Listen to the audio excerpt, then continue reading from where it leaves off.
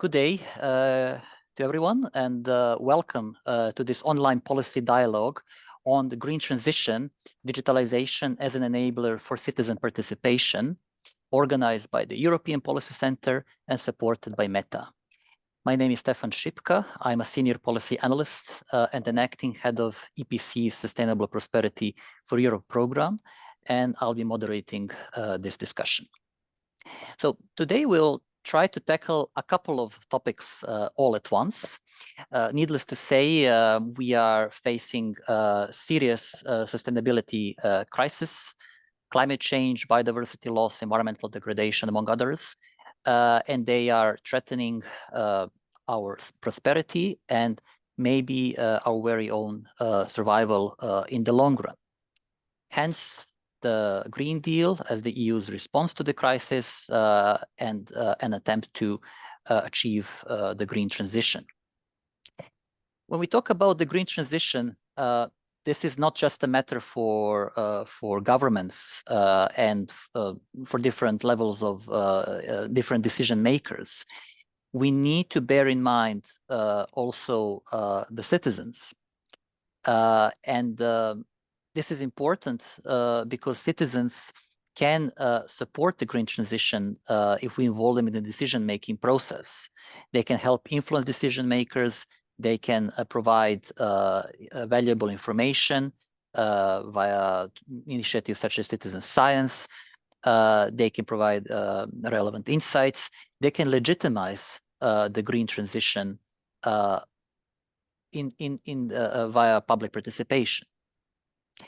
But at the same time, if we neglect the citizen, the tide can turn into the opposite direction. Citizens can also, if we don't hear them out, if we don't consider their concerns, and if we do not take active steps to communicate, to inform them about the green transition, they will oppose the process, and this is something that we're already witnessing with the green backlash at the moment in the run-up to the European elections, something that will persist or increase if we do not take the citizens seriously. At the same time, we are experiencing digital transformation.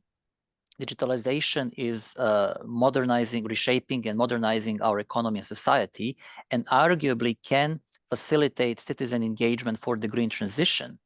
Think about apps, online platforms, artificial intelligence. It can help raise awareness, inform citizens, and facilitate their involvement in the decision-making processes. But also, at the same time, there is the other side of the coin.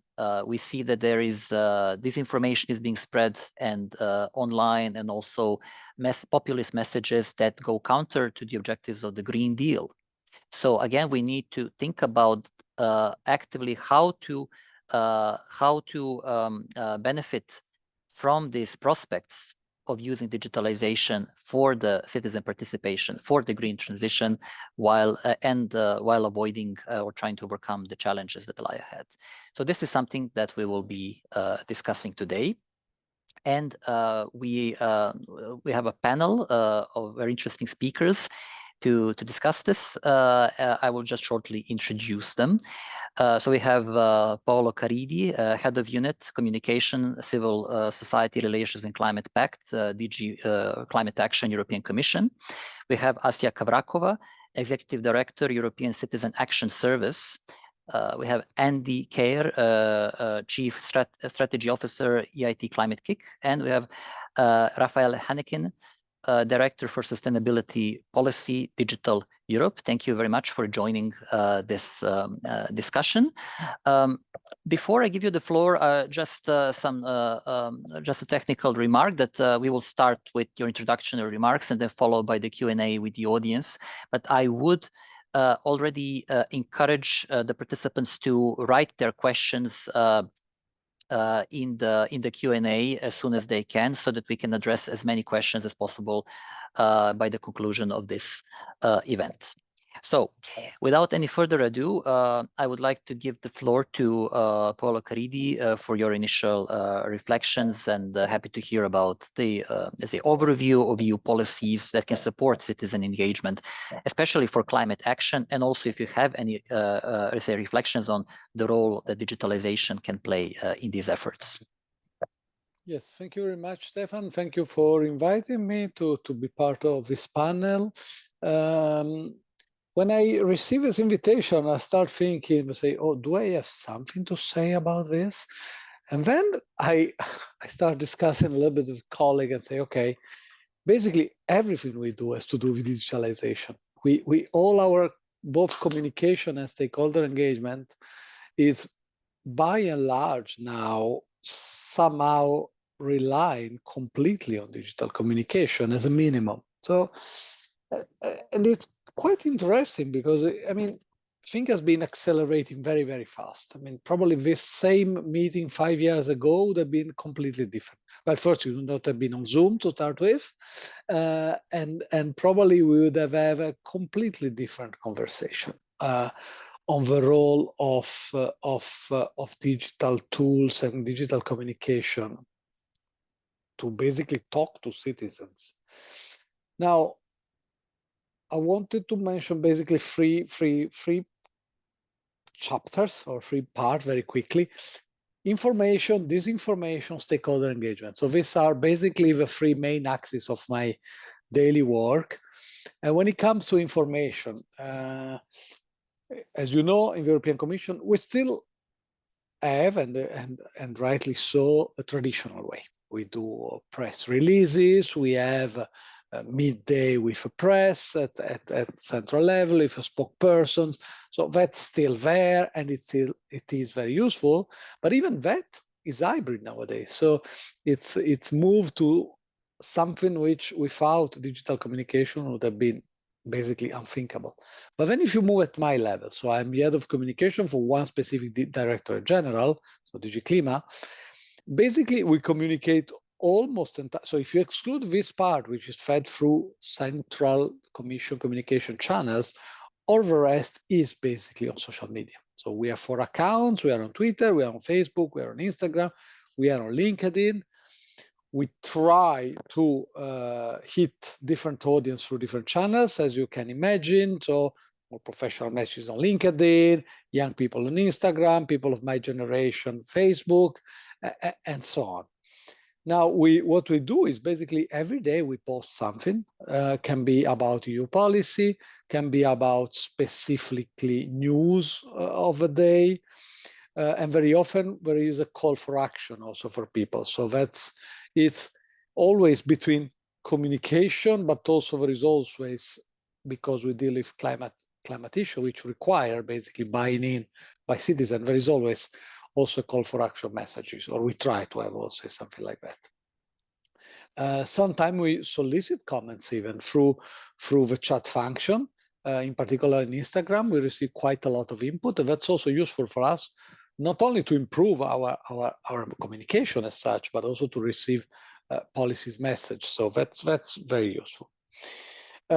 Sometimes we use paid promotion. I think is not a secret, but not that much, honestly. We do most of our work internally, and we don't use much of advertising. So it's basically most of our communication is very much done organically.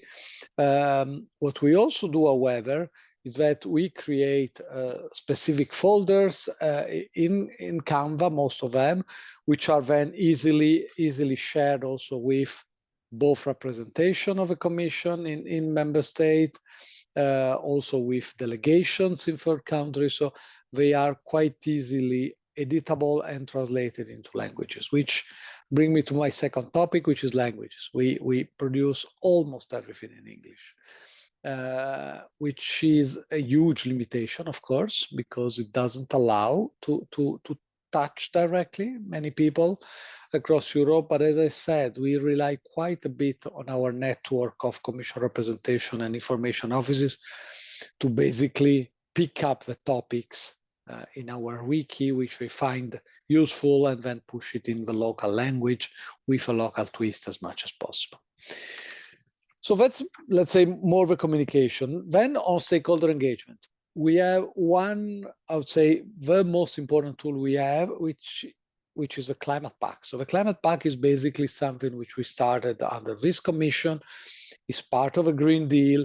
And the idea is to have some sort of bottom-up grassroots movement, which will help us basically getting messages from citizens, but at the same time also to pass messages. So it's built across a network of what we call Climate-Pact ambassadors, which are goodwill ambassadors.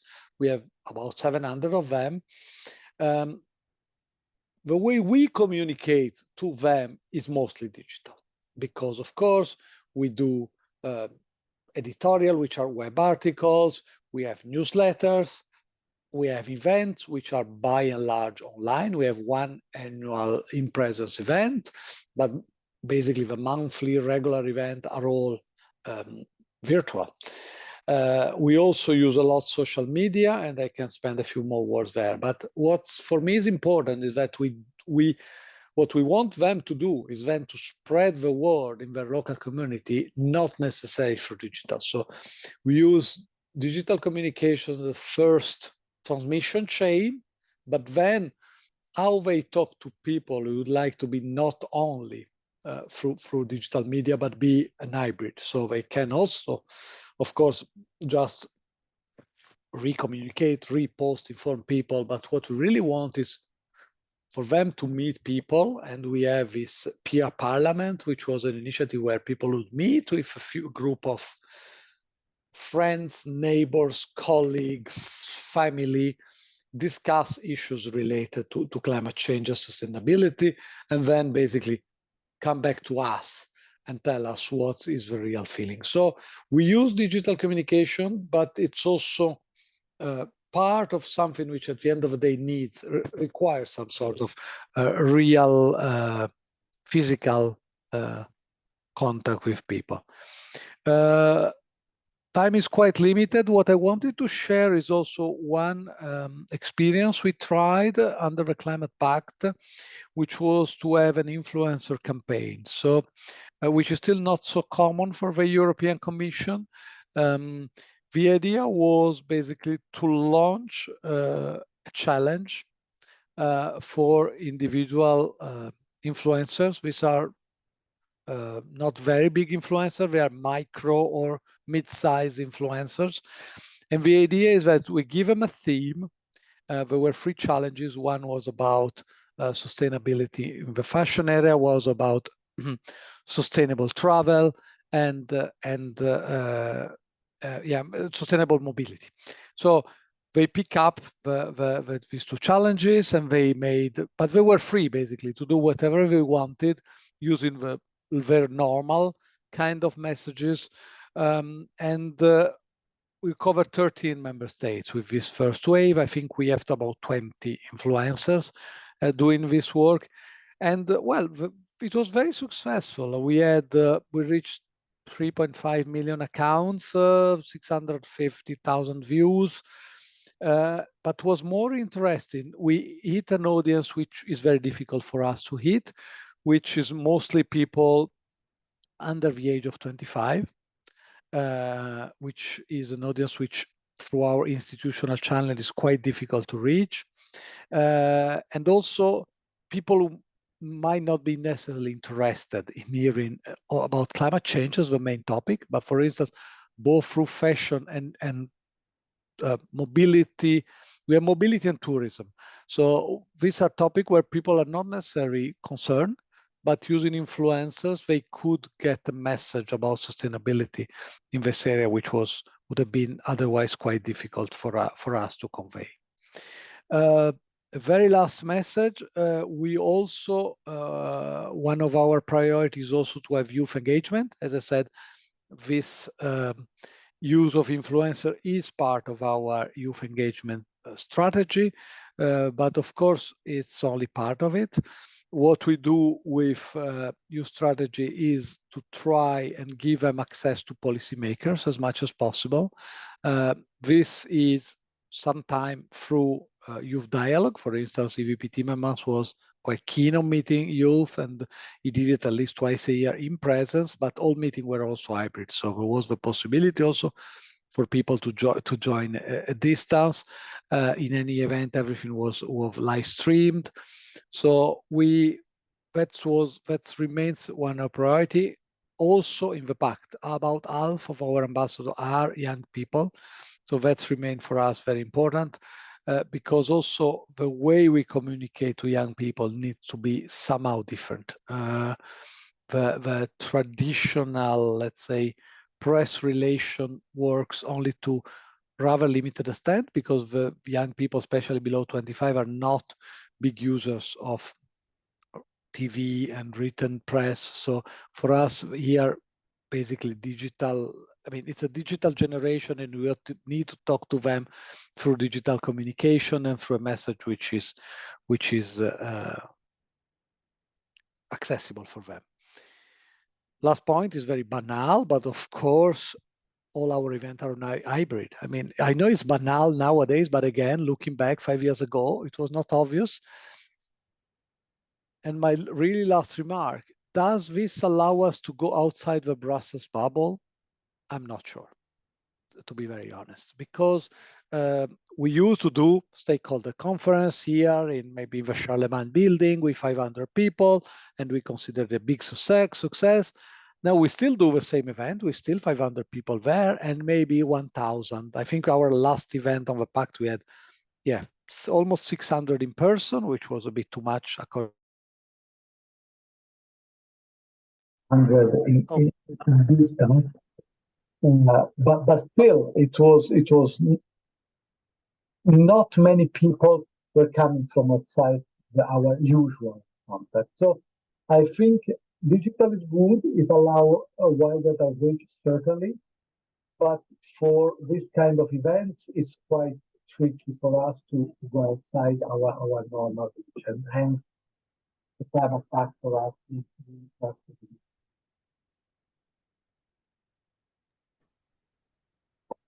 Oh, I think I should stop here. I probably talked already too much. Thank you very much. Thank you very much, Paolo. Indeed, we happy to continue this exchange and come back with regarding some of the points you mentioned in the subsequent discussion. But thank you so much for providing this overview, let's say, of the communication tools used by the Commission about the Climate Pact, and also using this, say, novel ways compared to the, say, standard press releases, the social media influencers and so forth, in say spreading the messages on climate related activities. So thank you for this initial inputs. And now I'd like to turn to Assya Kavrakova for your reflections, building on also what Paolo Caridi said on behalf of the Commission. If that's something that maybe you can, let's say, share a bit more also from your perspective, also on how digital tools can help empower citizens to take part in the green transition. Thank you very much. Thank you really for having me here. It's a very interesting discussion. I just want to start with a disclaimer. We at KICS are not in-depth experts in just transition. We are just now participating in a 2-year Horizon project on this subject, so we are learning as we go. But we have been experimenting quite a lot and accumulating knowledge, hopefully, about the involvement of digital tools in order to enhance democracy. This is also our raison d'etre. We are very much a citizen-centric organization.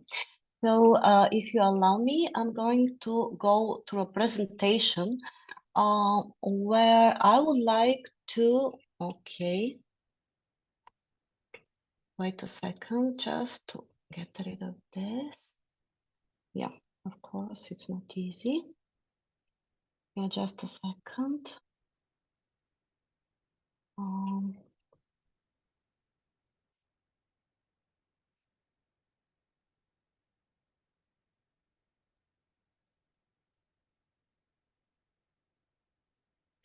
Now, I hope it would work.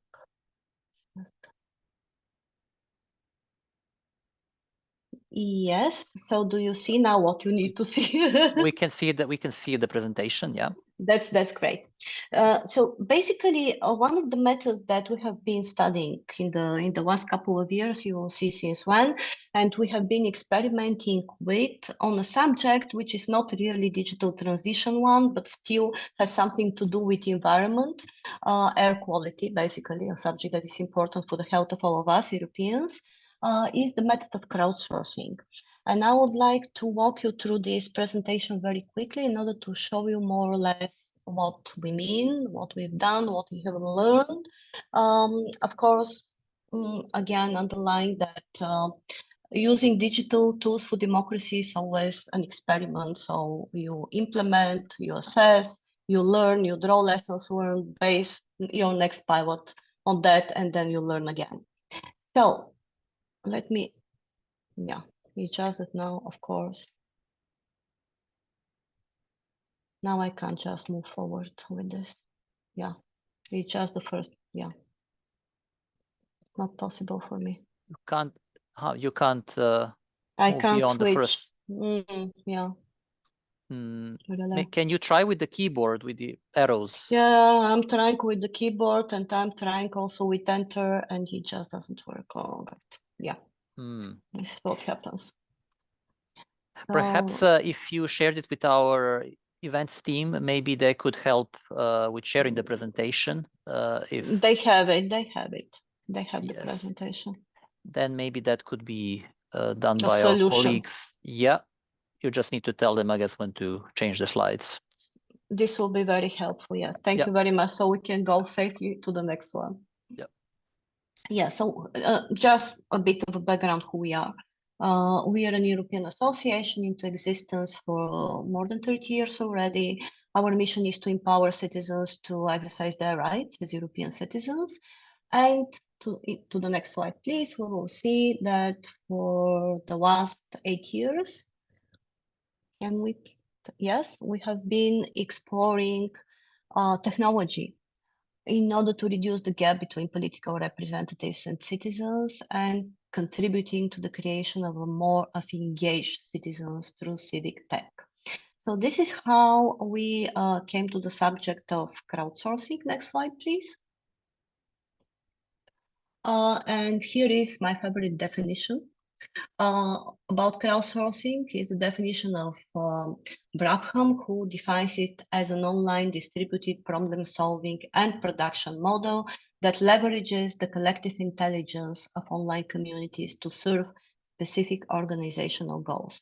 But if we want to make a shortcut, what crowdsourcing really is a way of connecting and solving problems online with people that you otherwise would not engage with. So this is about soliciting the so-called wisdom of the crowd on policy issues. And in the next slide, we will see very quickly what we have done since 2015. So we have analyzed first 27 case studies of crowdsourcing around the globe in order to understand first what kind of method this is, and second, whether it has any potential to bring added value to our European democracy. We have paid specific attention to two cases, the constitutional reform in Iceland. Those of you who are aware of the crowdsourcing method most probably know that some years ago, Iceland have crowdsourced with its citizens its constitution, and now it's going through a similar exercise again, which is a 3-year exercise. We have also studied more in depth the Finland law on off-road traffic, because it was also crowdsourced with citizens. And then in 2017, we have undertaken a series of discussions in the member states. Basically, we went to about 10 member states who have done crowdsourcing, either on local or national level, in order to conduct debates and to understand about the issues that European citizens would be interested to crowdsource on and provide opinion if they are asked to do so at EU level. So their preferred subjects were education, health, and environment. Looking into those subjects, and of course, considering what is European competence and what is national competence, we have come up with the idea to set up the first crowdsourcing pilot at EU level in 10 different member states simultaneously on the subject of air quality. It took us some time in order to find the money to do that, of course. So we have combined two projects, one funded by the Commission and the other one funded by the EA regional grants. And we have done so last year. Before that, we have spent the year 2021 into developing technical platforms for the 4 phases of the crowdsourcing. If we go to the next slide, we will see them. So those are the 4 phases through which we have solicited the wisdom of the crowd. And we have also developed, together with universities and think tanks, an assessment framework. Because, of course, what we wanted to do is to do this experiment in the 10 cities simultaneously following the same methodology, but also based on that to assess the pilots and to draw some lessons learned. So the 4 phases are the following. First, problem mapping. We ask citizens to tell us what are the problems in their location with air quality.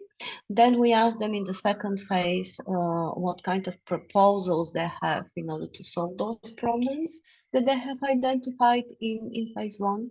Then citizens evaluated the solutions proposed and ranked them by voting. And the last but not least, they have been invited to co-create text together with experts, proposals for the local and for the European level. Most probably you know that at the moment there is a revision of the Air Quality Directive.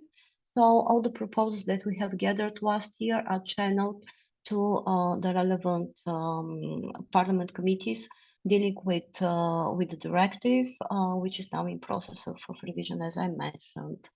So if we can go to the next slide, please.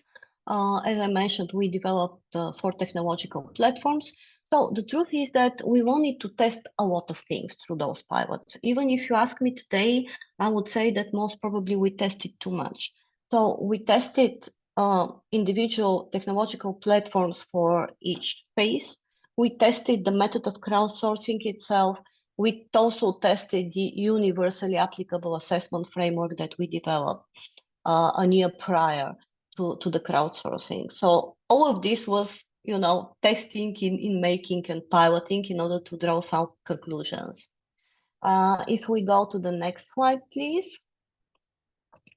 So after this experiment at year level, we are quite confident to say that, yes, crowdsourcing with citizens has a viable potential to reduce the gap eventually, because it takes into consideration the citizens' perspectives as experts of the everyday life. And after, of course, applying the assessment framework, we have come up with some conclusions, and we really can substantiate also by evidence that this method can bring the epistemic value, the democratic value, and the economic value, which has been described and talked about by those authors in 2017. So overall, in the next slide, we believe that crowdsourcing as a method can bring added value to the European democratic toolbox, especially if it's applied specifically for citizens and for soliciting their opinion and expertise prior to the EU public consultations. We have studied quite in depth EU public consultations, and our opinion is that they're designed for specialized interests, for experts really, so not really for citizens. So therefore, they need to be even further tailored for experts and organized interests, while the crowdsourcing method can be applied as at the stage of the agenda setting and policy formulation stage of the policy cycle for each and every legislative act, as far as, of course, it is an exclusive or shared competence of the EU. We have the legal basis in place. This is Article 10.3 of the treaties, which, of course, provides the opportunity for citizens to contribute to the democratic life. It doesn't, however, elaborate the means through which this could be done, and we believe crowdsourcing could be one of those means. Next slide, actually next 3 slides. Based on the lessons learned, we have designed a blueprint for how the next EU level crowdsourcing experiment or process could look like. I'm not going to go, because of the lack of time, through all the recommendations. There are 3 slides. One focusing on the functionalities and user-friendliness and accessibility of the platforms. The next slide, please. The next one is focusing on the participation. And the 3rd slide is focusing and elaborating some recommendations about feedback and impact. Again, this summarizes our knowledge to date. It's not written in stone. I believe that with the e-participation methods, you learn by doing all the time. So therefore, it's really, really important also to have an assessment framework in place, which should be used in order to ensure a learning curve and a better outcome each and every time. So I will stop here, but we'll be, of course, very happy to elaborate further based on the interest of the audience today. Thank you very much. Thank you so much, Assya, for these reflections, and of course, happy to discuss further, especially on the role of the crowdsourcing in supporting citizen participation for the green transition. And now I would like to give the floor to Andy Kerr, if you can also share some thoughts about the role of digital tools also for, let's say, to also supporting the strengthening the capacities for civic engagements in terms of learning, education, training when it comes to citizens and climate action. Thanks very much, Stefan, and a very good afternoon to everyone. First of all, I'm just actually going to echo Paolo's first comment, which is when you're looking at that topic, the question is, where do you start? Because it covers so much of what we do as an organization and the work we do through our partners. So I'm from Climate-KIC, EIT Climate-KIC. We're one of the knowledge innovation communities that was set up. We're now 14 years old. And we were set up to really try and deliver through core pillars, one of which was around innovation, one of which was on entrepreneurship, bringing new businesses through, and a core one was on learning and education and skills. So we have over many years been developing skills programs, learning programs that we have been delivering either in person or increasingly either in a digital environment. But and we are, just as an organization, we have over 160 partners, and we've been working across Europe on how do you deliver the innovation and the insights that helps Europe to meet its climate goals. The experience we have had, though, is that when we were working with our partners and running innovation projects, or when we were doing learning programs and education programs, what we were seeing was lots of good work individually that was being done in different parts of different countries and different parts of Europe. But what we didn't see was things actually being brought together systemically to make real change, systemic change happening in the places where we worked, in the cities, the regions, in the countryside where we were working. And so what we tended to see were innovation projects that were done. Somebody would write a nice report, they would submit that to the European portal, and then nothing really happened. It didn't scale, it didn't replicate. There was no learning that came out of it that was taken forward. So 4 or 5 years ago, we decided to change and focus much more on how do we make change happen in a place, in the places, in the cities, in the towns, in the landscapes, in the regions across Europe. And so this is much more of a place-based approach. And I guess some of the learning that has come out of us trying to do that has helped us. So we lead, for example, the platform that supports the cities to develop the city's mission in terms of delivering net zero, 112 net zero cities, or on regions in terms of developing climate resilience within those regions. But one of the things that came out for us was that there were 2 or 3 core things that we needed to do. One of which was around system thinking. You actually had to stop thinking just about climate. You had to start thinking about the fact that you are trying to solve for a place, which might be around economic development. It might be around green context, it might be around jobs, it might be around investment. So in other words, it wasn't just about looking at reducing carbon emissions, it was actually how do you change the place? And the only way in which we could do that was then to think about the skills and the learning that was required both in the communities that we were working with, but also within the supply chains. And so we've ended up basically ending up where we've also flagged the sort of second big issue is, I think it's been said before, you cannot do this to people and to communities. The scale of the change is too big and too large to try and make a big green transition that we are seeking within Europe to happen to people. They have to be part and parcel of that. So there has to be what we call civic legitimacy. And if you combine the systems thinking and the civic legitimacy, then it's very much a case of learning and insights become the absolutely core part of that. And then the question is, how do you take that learning and insights and take it out to a much wider audience so that what is happening in one town or one city or one country in one part of Europe can be shared and learnt by another part.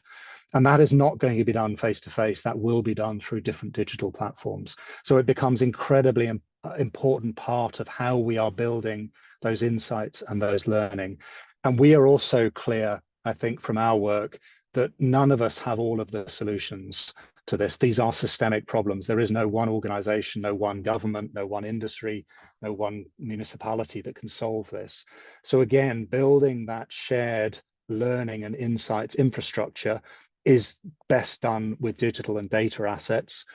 But equally, what we can't have is just passive platforms where you just put all of this information up, because it just doesn't work. People don't engage with it because it doesn't talk to their problem that they are facing in their own particular community or their city or their region. So it's actually using digital assets in a way that supports the face-to-face, the connections, the human relationships that is really important, rather than assuming we can replace the learning and the insights with a digital and data solution. Now, so it has to be together. I think the other thing that I would like to just flag is we are doing this in the context of how, we want to see, and I think all of our panelists want to see, how data and digital solutions can educate and empower. But the context within which we are working is a mindset over 20, 30 years on climate change, which has focused on a knowledge deficit model, which basically says somebody has the expertise, they come in, they tell you what you need to do, and somehow magically something will happen. How's that gone for us in Europe or the US or China? It's not been successful, it's been disastrous. So what we've seen is social media growing, where you've got entrenching views, you've got information bubbles, you've got influencers who are genuinely not interested in what the science says. They're interested in a completely different approach. So for us, one of the ways of actually engaging and using data and digital solutions is through that peer learning piece, where you're focusing on what works locally, rather than it being a sort of top-down, we're telling you what you should do. So it very much becomes, how do we help enable people to work out the solutions themselves in their particular environment, their context, their culture, and allow that to grow, and then share the learning and insights that are coming out, not at the end of any given project, as a written report, but actually shared in real time about what's working, what's not, what are the relationships, how do we build that particular opportunity, so that it becomes a much more relational model of insights and learning, rather than a sort of fixed, there is a project report at the end, or there is a particular learning model that we have to use with a set of students or a set of people, adult learners who are interested in learning professional services in terms of the climate change aspects. So I think the key reflections that I would have for this audience and for this workshop are, one is, we are fighting an information or a disinformation war, and our view of how you use data and digital solutions is not to build big passive platforms where you load everything up. It is about using it with people, so that you're using it to build those relationships, but having the data and the digital to support what we are trying to do to get that learning across Europe.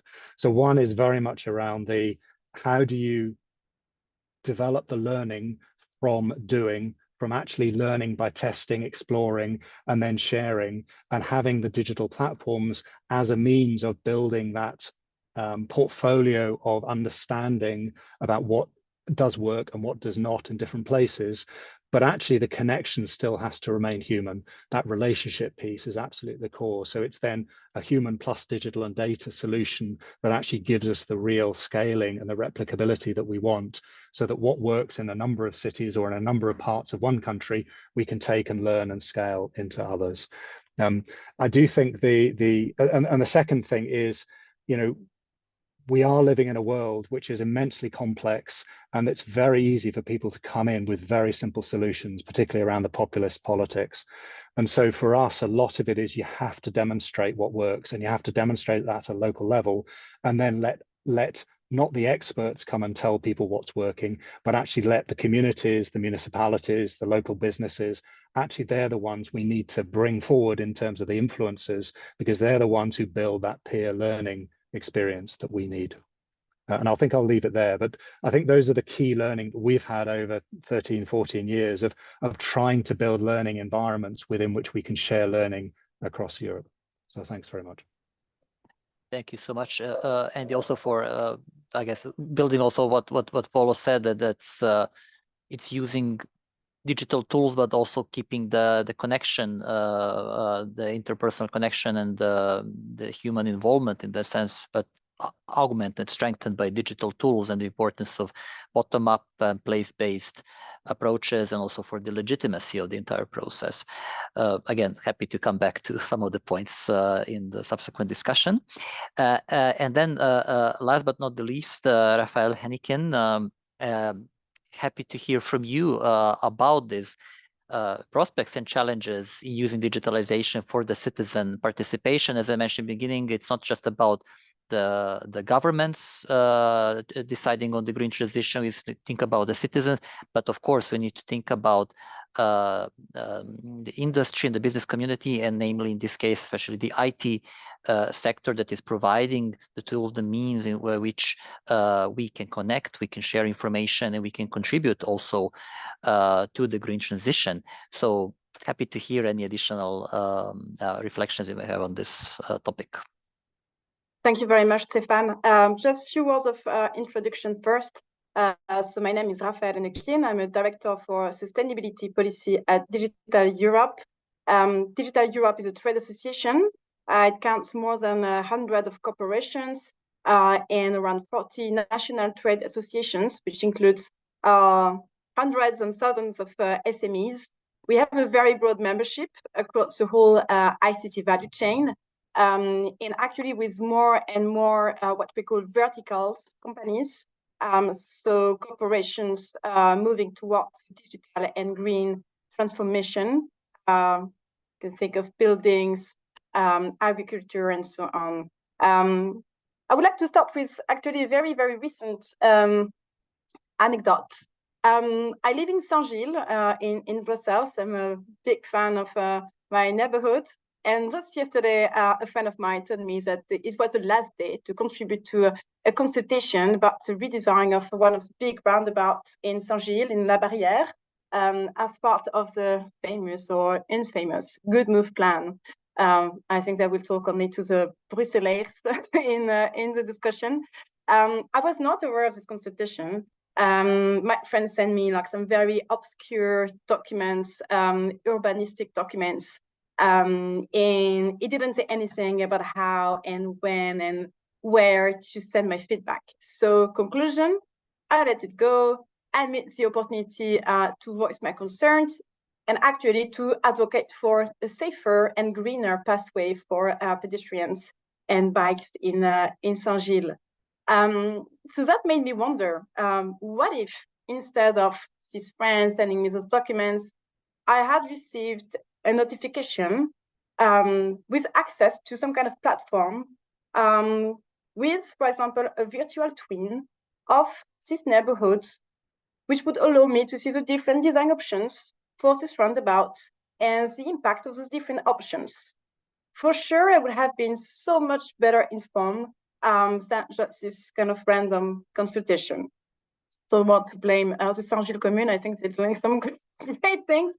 But it made me wonder when I looked for examples, I found some really striking examples. And I think what Andy just said about replicability and scalability, I think that's very important.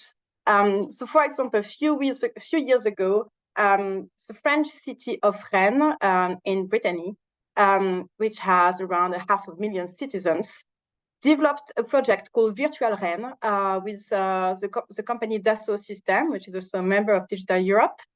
They created this virtual twin city. So I don't know if you're familiar with virtual twins, but it's basically a replication of full reality product or city or anything in the virtual world. You can have, for example, 3D mockups. So it's very have all the parameters. It's very sophisticated. And this virtual Rennes, was created to simulate the impact of new projects on the city. So, for example, it tested what would happen if they would build a new metro station. And through this virtual twin, and with the open data from several departments and corporations involved in the project, they could understand consequences for commute times or the architectural design of the neighborhood. It made it possible for stakeholders from the public and the private sectors to collaborate early in the process. It gave to the officials more insightful vision through this experimentation with these alternative scenarios. And that's especially valuable when it comes to, like we said, very complex decisions. And we are also in the context of shorter decision-making periods, as you are very well aware. So Virtual Rennes also intensified the dialogue between the municipal authorities and the citizens. They already had this kind of project houses with local communities using, informing residents, but through the virtual twins, they were able to do that in real life much quicker, and to initiate projects with local communities, which gave us more credibility and legitimacy to the decision-making process and ensuring the buy-in of the local population. So it demonstrated that technology does not replace people or human decision-making, but it can support the transformative governance that is needed. So I thought that it was really a great example. It shows how technology can really emulate engagement, create dialogue and communities, break the barriers of distance, of disabilities. I think accessibility is extremely important for this kind of project. And it also makes you wonder, okay, so how do you reach out to people? I think one of you mentioned influencers. So for example, in my case, my influencer was my friend, but we could have, maybe the commune could think of something more and more effective. How do you make information accessible and understandable? How do you take the opinions in consideration? And how do you accompany this with actual face-to-face dialogues? There are lots of other great initiatives. One which is quite close to my work is an initiative from one of our national trade associations in the UK. It's completely different. It's called Recycle Your Electricals. It has a great success in the UK, also because they have this great advertisement with a cat called HypnoCat, which is a kind of thing that you see on TV and really sticks in your mind. And it has a platform where you just submit your address, and it will give you all the close points for collection of your electricals.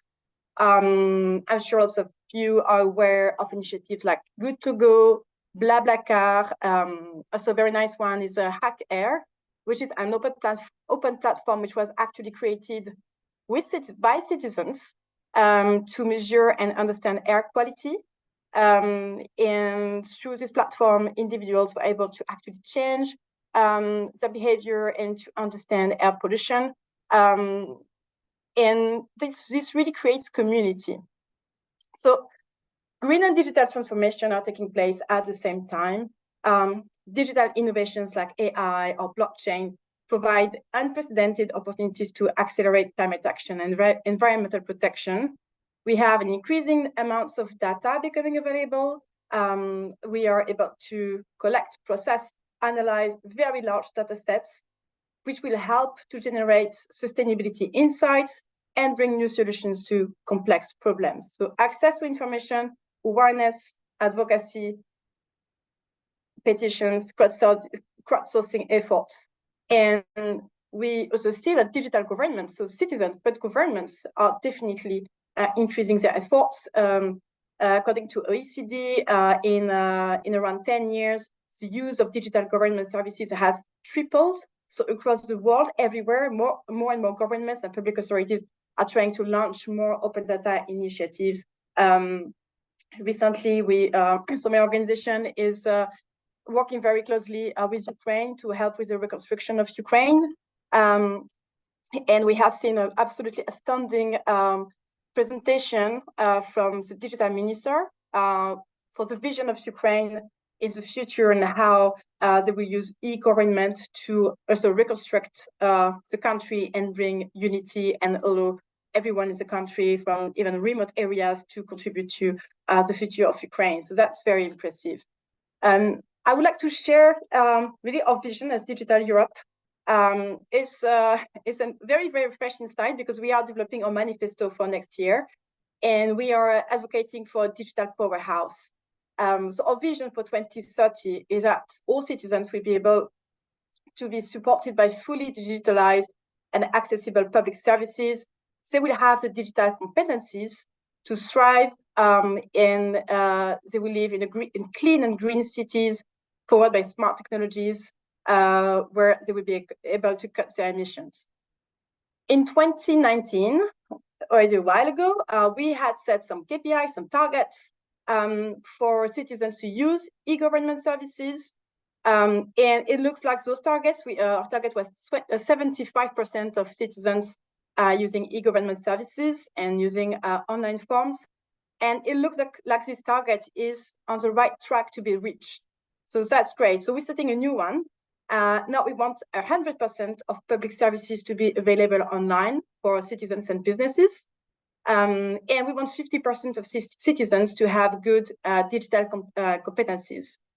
However, on the green side of things, we see that things are not as much on tracks. So despite the twin transition strategy, only 2/3 of companies are using ICT to reduce their emissions. And studies have found that digital technologies have the potential to help other industries to save 20% of global CO2 emissions. So we really want to push everyone from member states, commission, and our members to ensure that digital technologies can be a major contributor to address the green challenge. Maybe just a quick word on my vision on what I'm working on a day-to-day basis, because I work a lot on product compliance. And you might have heard of the digital product passports. If you're not familiar with this concept, so basically the Commission has proposed a new eco-design regulation, and under this initiative, there is this idea of more than an idea actually now of a digital product passport, or DPP. So a DPP would be something, basically a kind of QR code or any data carrier on products that consumers and authorities and any operator would be able to scan to access information on the product. So information on sustainability, circularity, and on the product. So transparency and also more agency for the consumers to be able to, choose green products and to know, okay, what I'm going to do with this product at the end of life. Can I bring it somewhere to be repaired or recycled or anything? So it's a very concrete example as well of how digital tools are allowing citizens, which are also consumers, to make greener choices. Some of these tools already exist, like the April database. If you're buying a new washing machine or a new TV, you can connect on the database and you can compare energy efficiency of products. So there's more and more transparency. what we see is that it's very important to make sure that there's some harmonization. We see also in member states some new initiatives on new logos or indexes, like in France, in Spain. If you have all of these 27 different setups, you have a risk for the consumers to have diverging information, and also you're making it more complicated for, of course, for companies to put their products on the market. So we're really arguing for harmonization when it comes to this kind of initiatives, and for quality data as well. We need more data cooperation to make sure that we have high quality and interoperable data. So there's a plan for a common European data space, and we need to advance this project, and that will also help us to actually combat, to fight against false information about climate change and other environmental issues. If we manage to have quality European, so aggregated data at the EU level, you build also more credibility, and you can fight against disinformation. Again, just a couple of recommendations, maybe to conclude. So data cooperation is very important. We need to make sure that people can access technology available to them. So it means building digital skills, obviously, so no one is left behind. So that's also part of our manifesto for next year. We need to make sure that citizens have the skills they need to thrive in this digital and green environment, and to take bold climate action. And something that we see also through our work in the European Green Digital Coalition, we need to speed up the work to actually measure the impact of our industries of digital solutions, which is still a kind of black hole, because it's difficult to actually build the parameters and the KPIs. But we need to develop those KPIs to measure the impact of those technologies, and to have a more coherent approach to really fully realize the potential of digital technologies. So something that we are also advocating is a dedicated transition fund, a new financing instruments to pull those resources. And again, that's still unpublished information because they will come out in a few days. But that's our vision for 2030 and how we can work hand in hand, basically corporations and citizens and member states to make more sustainable choices. Voilà. Yeah. Thanks, Raphaëlle, for your reflections. And I see, what you said, I think it's also in a way very complementary to what we heard before, that the digital tools can indeed serve as a tool to enhance citizen participation, but of course one doesn't exclude the other. We can still have a contribution, of course, for actual citizens and their interaction, but the capacities to scale up these contributions and inputs and to facilitate their involvement, arguably it increases with the use of tools, also as you highlighted, digital twins and other ways and cases also that you illustrated, also the point of a couple of interesting cases. So thanks. And now I would like to turn to some of the questions we received, and also I have a couple of them myself, so we can continue the discussion. And we had a question, basically two related questions on the Climate Pact. So maybe we can start with that. Paolo, I see you responded to one, but there was a follow-up question on the peer parliaments, which is also, let's say, a derivative of the Climate Pact discussions and about the future of this initiative, peer parliaments. But also, I think it's good to revisit the initial question still on the future of the Climate Pact. So maybe that's something that you could elaborate more upon, and also bearing in mind what we discussed now, if you have any additional reflections on the role that digitalization can play, or something that was discussed, you or your colleagues, or just if you have any reactions as to what our panelists, other panelists have said about the possibilities with using digitalization, or any also limitations. In that sense, that would be happy to hear your follow-up thoughts. Yeah, thank you. Yeah, I answered in writing. I mean, very simply. So the Climate Pact has been started basically in 2020. It was part of what President von der Leyen proposed in the package of a Green Deal. So it was really our stakeholder engagement of tool. We started with a 2-year contract where we did various activities and experiments. Overall, we are quite happy about the results. Still, we have been adjusting a little bit, but we launched basically a new phase this year. So we will go up at least until 25 with the option of 2 more years. So I think this is here to stay in the foreseeable future.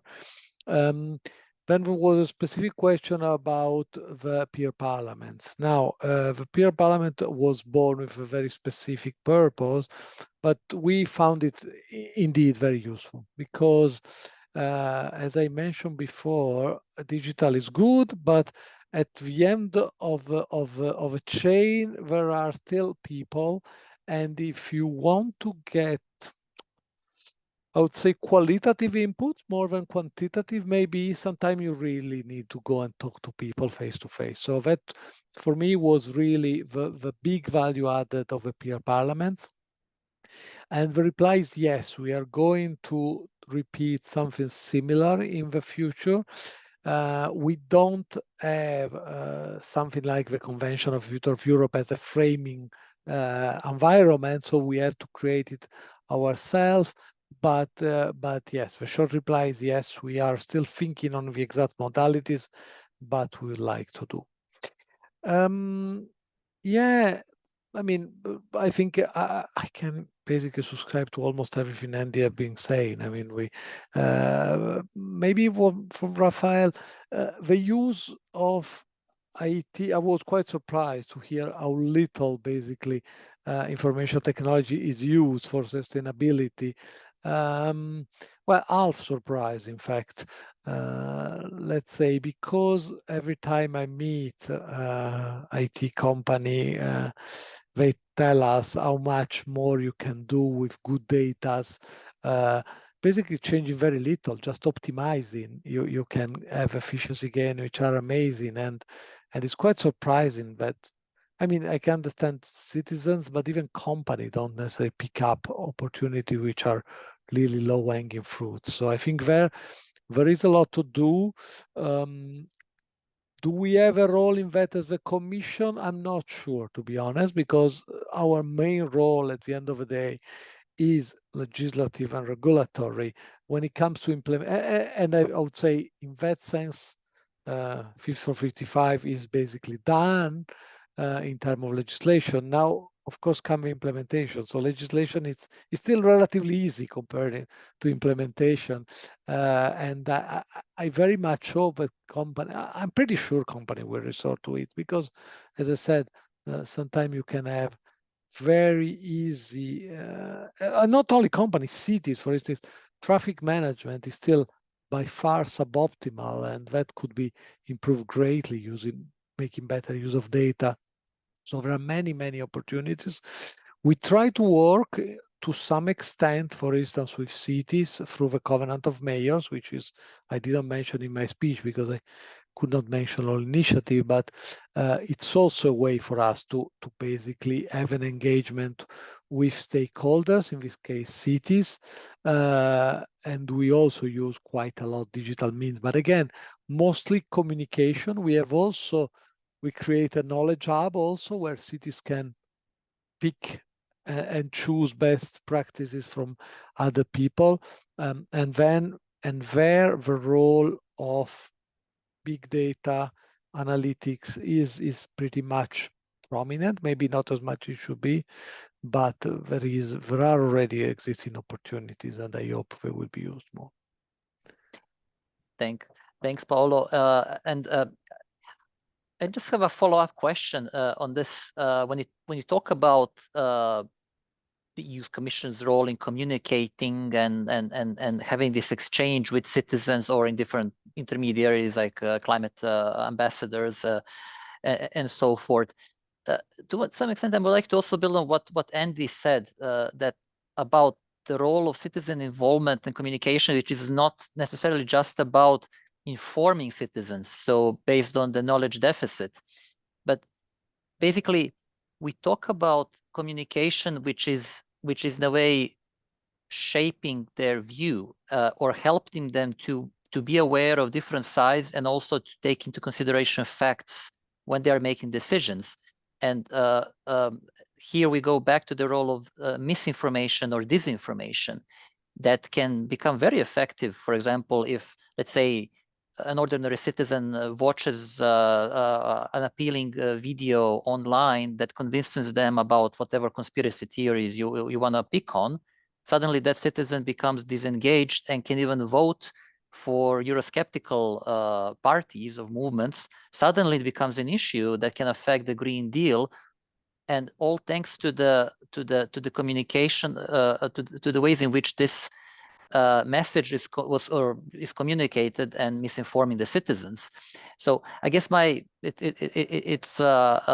question is basically, are there any reflections from your side or your team as far how to improve communication towards the citizens about the climate action? And of course, needless to say, if possible, to facilitate their feedback and their communication, but just to empower them to really contribute to the green transition and to avoid or to try to minimize the negative effects of disinformation.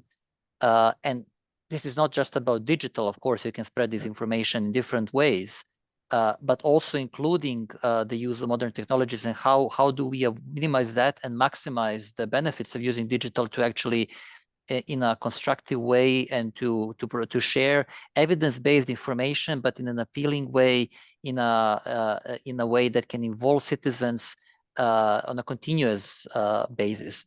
I understand that it's a complex question, and but any sort of comment would be appreciated. Yeah, no, thank you, Stefan. Thank you for asking, because indeed I wanted to touch on this information, but I restrained myself in my first intervention. So how many hours do we have now to reply to this one? Yeah, well, we have only 20 minutes, but at least any response would be still, I think, valuable for the audience. Let me start. So I think there were two aspects. On one side, how do we go beyond unidirectional information into real exchange, and the second is indeed how we can use this to fight disinformation. So well, first one preliminary remark maybe. I mean, disinformation on climate change is still there. I mean, I tell you a secret. When we have recently a new director general and they arrive in the DG and say, oh, we have an easy job. Everybody's convinced that climate change is the right battle to be fought. I say, maybe yes, maybe no. Maybe most people in the Brussels bubble are, but I'm not sure about the entire world or the entire European Union.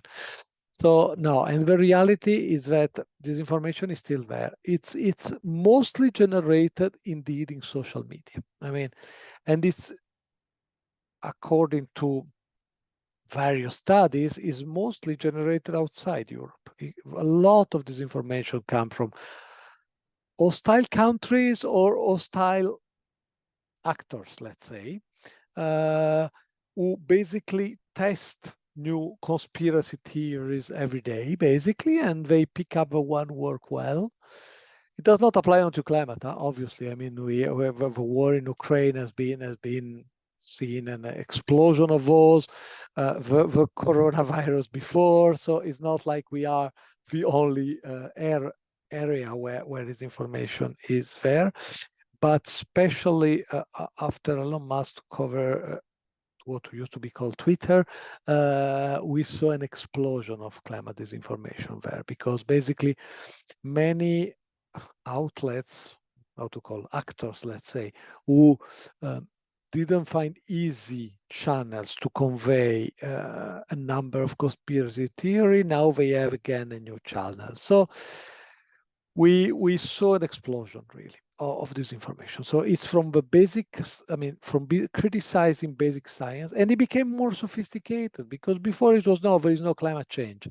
Then he moved into, oh, this is not man-made. And now it's much more sophisticated. It's about, oh, yes, it is there, it's happening, but I mean, I can spend an hour only on this, but either it's too late, let's forget about it, or on the contrary, oh, don't panic, we still have time. So it's really delaying. I mean, there is a denial and delaying tactics to summarize. I mean, as I said, this would deserve an entire seminar, and I'm not the best expert on this, but I've been talking to many experts. So we're really trying to work on it. How do we do that? Very difficult, because this information is multifaceted, it is multilingual, it is multi-channel. So as I said, it starts mostly from social media, but then it percolates quite nicely into traditional media. So you see a theory coming online, you believe it's nonsense, you will never make it. And then you see not all of it, of course, but part of it making its way in traditional media. And traditional media have a hard time nowadays because they need to basically compete with social media and with online information. I mean, I don't want to be too critical about traditional media, but some of them don't do their proper job in fact-checking, for instance. So they just relay things which they find, sometimes with not enough critical sense. Well, the battle is uneven because it's sponsored by people who have much more money and resources than we do. I mean, you might think the European Union has money and resources, but we cannot devote probably enough money on these things. And if we do, we have to prioritize. Obviously, the war in Ukraine probably now is much more of a priority than climate change, but it will not always be like that. So from my side, what we are trying to do is two things. First, I have proper analytics. So as I said, we are recently talking to a number of expert company associations who deal with this information to understand as good as we can the phenomenon, and then to see what we can do really. And what we can do, in my view, is not much rebuttals, because there are pretty good fact checkers already around.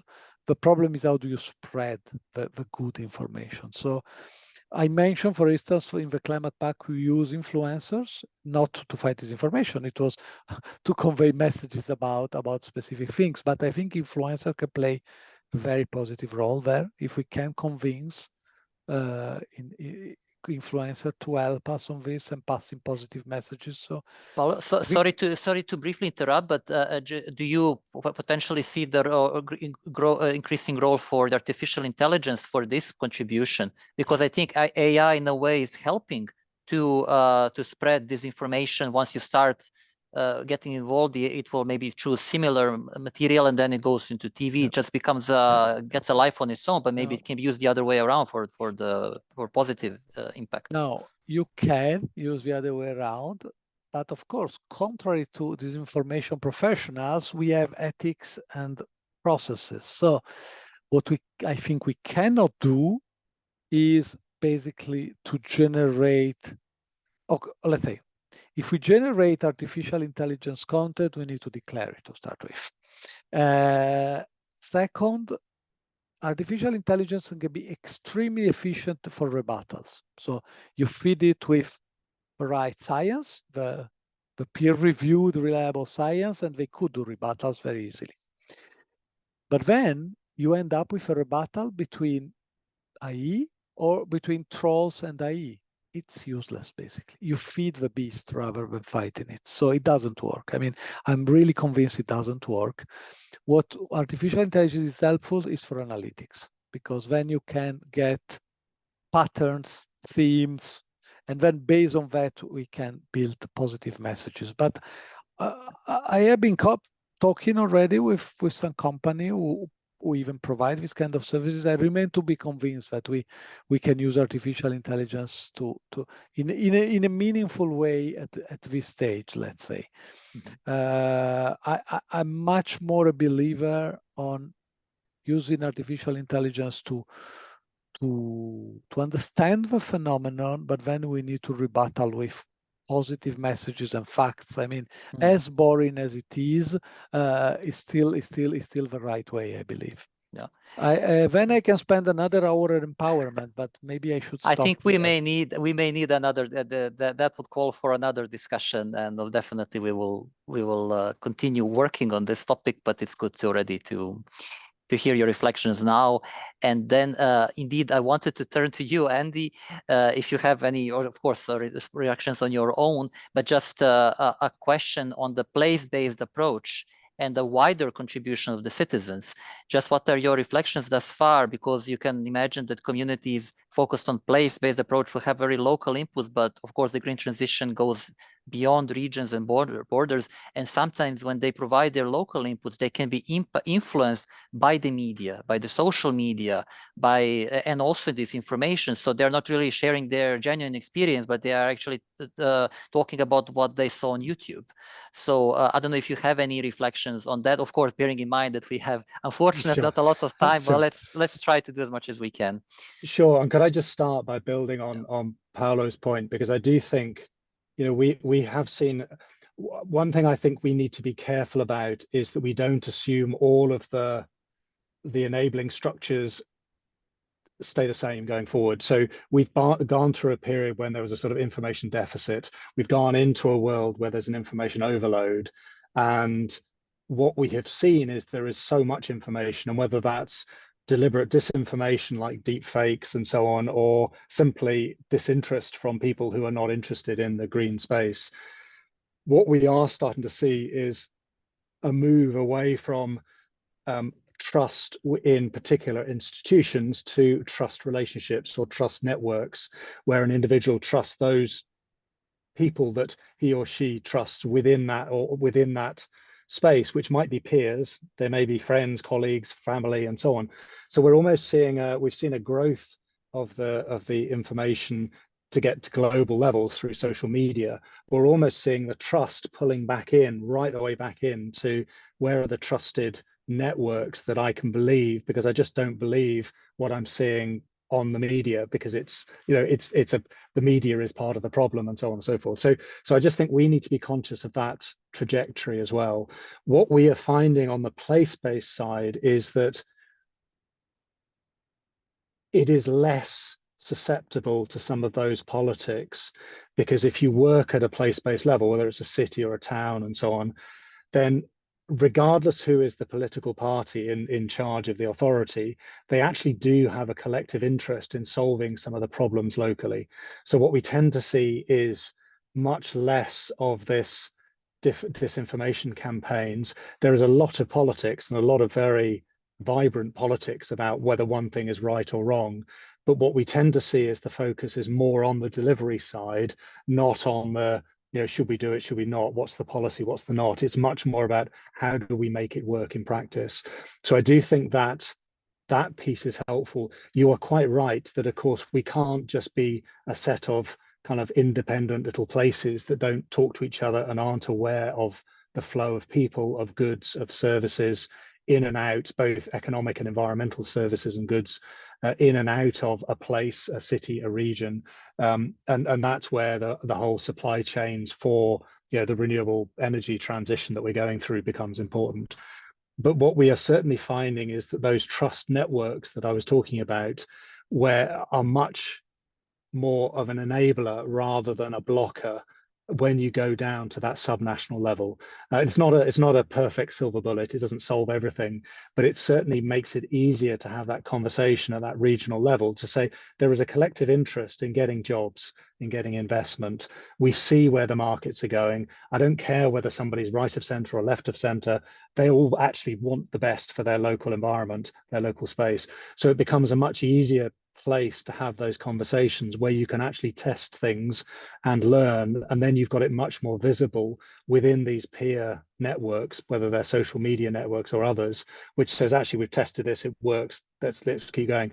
It doesn't take away some pretty not nasty but very vibrant politics, but it does allow that to take place around the delivery, the implementation, rather than at the should we or should we not do this, which tends to happen more at the higher level. But I just think that The reflection I would also have for the much younger generation, and as I said, I'm somebody who's old enough to remember growing up with 3 television channels and no internet. If I look at my daughters now in their 20s, they're almost pushing back against quite a lot of social media because they know it makes them ill. It makes them mentally ill, basically being involved in all the time. So I just wonder whether we actually get to a point where you start to see a generation coming through, which is actually almost post-social media, which is starting to reflect on actually how do we build new ways of trust and intelligence and learning, which isn't based on what we have seen over the last 10, 20 years. And it's just to put it out there because I have no idea whether that's true or not, but it's just something I'm seeing a bit in the experience that we are seeing with some of the communities that we are working with in different places. But I just think that that notion of, the information has got so big and so overloaded, actually we're almost as humans going back down to a much more kith and kin, so family, networks, friends, trusted relations, trusted authorities, which is at a much smaller scale than at the national or the international.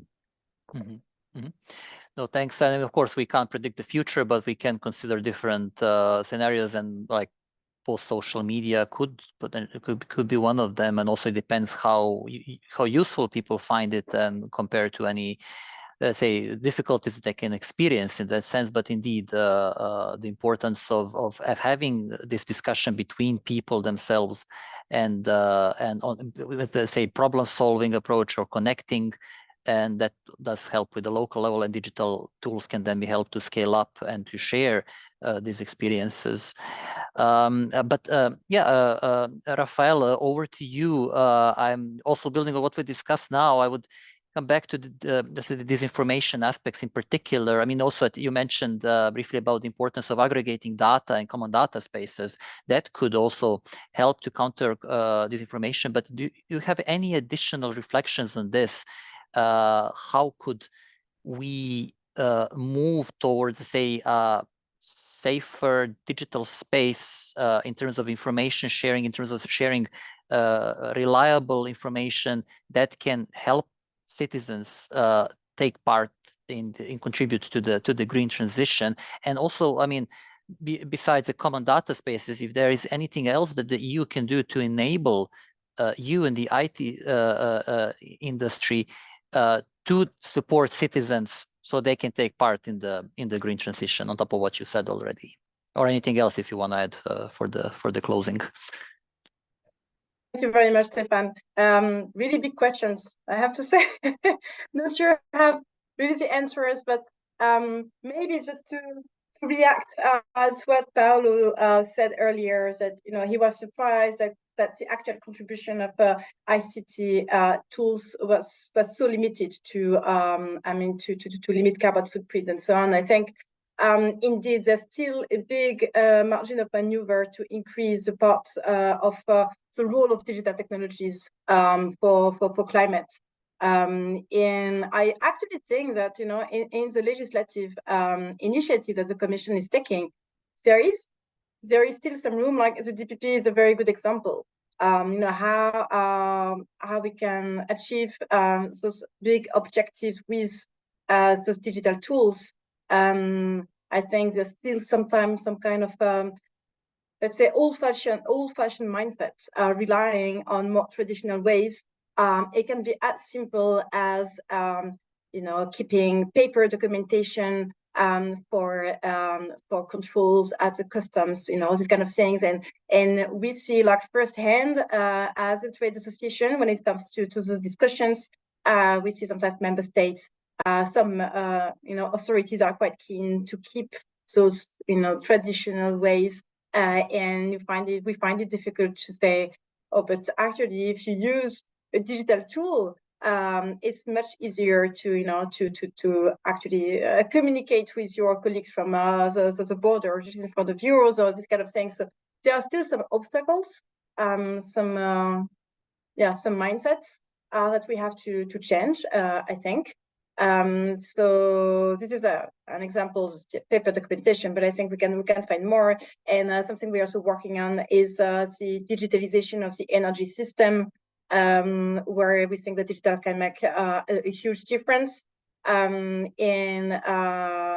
we see that, you know, those platforms and citizens tools can also help to create some energy communities.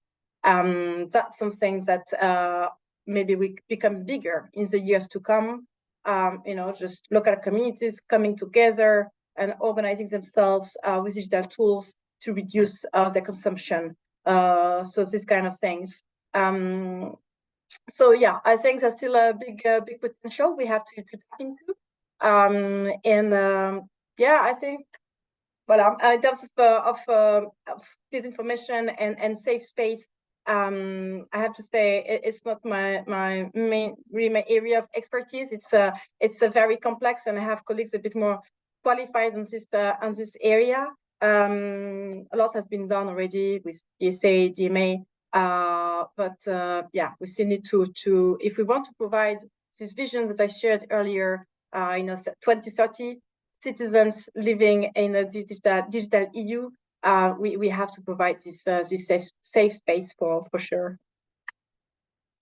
Thank you so much, Raphaëlle, for your final thoughts for this discussion. Indeed, also for referencing DSA and DMA, which are also important policies being developed for this purpose, also for to enable better information sharing and could play a role against disinformation itself. And Assya, any final thoughts from your side? I was just, maybe if you have any reflection on the future of crowdsourcing, how you see it, and how could it still further be scaled up to support citizen involvement for the green transition? I already presented our vision that it should be formalized. It should be part of the formal decision-making process at EU level. Here, however, I want to make a couple of points after listening to the interventions. So the first one is that what we see from our experience working with citizens on a daily basis is that they don't want to be an object of awareness raising campaigns anymore. They want to be participants, unequal participants in this. So co-deciding engagement is I think what is the future, and not really informational flows which are one-sided. So that's for a second. We are working on this information, supporting also civil society alliances to tackle myths, especially before elections. As we know, this is the most favorable environment for flourishing of all kinds of fake news and myths and disinformation. It's a very good thing that there are a lot of fact-checking organizations who are very professional and doing a great job. But unfortunately, what we see is that very often citizens do not care much about the facts. Even if they understand that the facts are different, they do not accept that. So emotions in politics plays a great role. And I think we need to focus and ensure a learning about this aspect of decision-making much more from behalf and on the part of the politicians, but also on the part of the voters and of the citizens. So emotions in politics are really key. If you want to tackle in a comprehensive manner this phenomena of disinformation and ensuring safe environment. And just my last point is digital tools can largely enhance engagement with citizens, but it does not mean that they should be perceived as the exclusive means of engagement. Actually, even crowdsourcing, which is normally a digital way of engaging of citizens, in order to produce results, should go hand in hand with also offline engagement methods, because at the end of the day, technology is just technology. Thank you so much for your views on this, Assya. And yeah, just to conclude, I think we covered a lot of ground for 1.5 hours for this topic, connecting digital, green, and citizen participation. And of course, there is definitely a case to do more and to discuss further. on this topic, and the EPC continues working on exploring these linkages between digitalization and citizen involvement. We are actually running a project also on this topic, and we will be researching these possibilities still in the coming period. So also happy to keep you involved in that sense. But yeah, I would just say, indeed, there are possibilities. Digital tools, the way I see it, provide very important prospects to involve citizens, but you also need to be mindful of the challenges, and that it can go two ways.